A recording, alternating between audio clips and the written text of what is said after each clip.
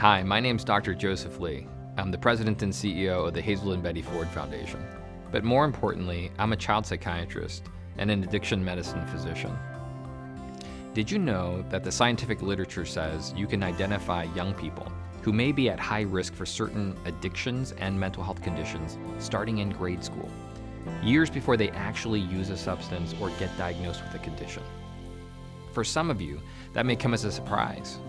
But for many of you, what I'm saying just emphasizes what you've known deep down for some time now. The way they manage their emotions, the way they seem to be more short-sighted than other peers their age, the way they take risks, the way they form relationships, their inability to learn from past mistakes despite a sincere desire to do better. And as your child develops, you've seen these gaps get wider, despite all of their wonderful attributes and talents. To make matters worse, there are pitfalls in today's society, more pitfalls than ever before. And the young people we care about are especially vulnerable to the darker sides of technology and social media and the epidemic of loneliness that we are in.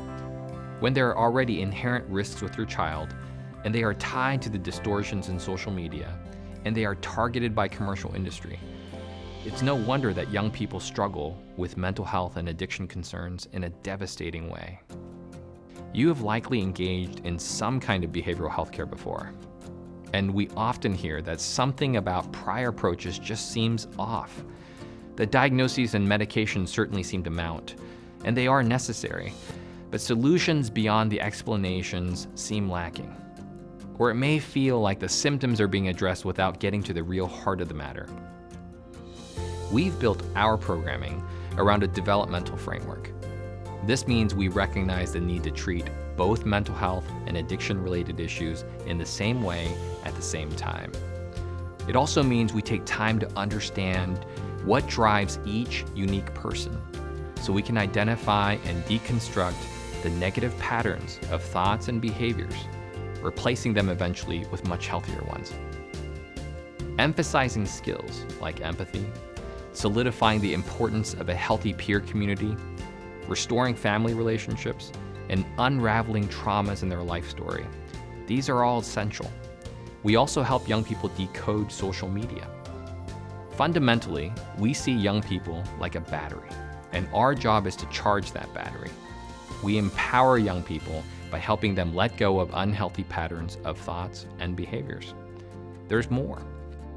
In a developmental model, we know there are people around this young person that have suffered as well. Parents and siblings need skills and programming too. Many families have been told that while they didn't cause the problems at hand, they can't do much about it other than setting boundaries. The science actually says you can learn skills to be a part of the solution and that your quality of life matters too. We can help you become a part of that solution and bring about much needed healing for your entire family. Why is that so important? Because ultimately, that in turn leads to better outcomes for your loved one. If any of these messages resonate with you, please reach out to us. There are millions of families across the country who have found hope and healing, and they all started just like you by making a connection with someone who cares. So please reach out.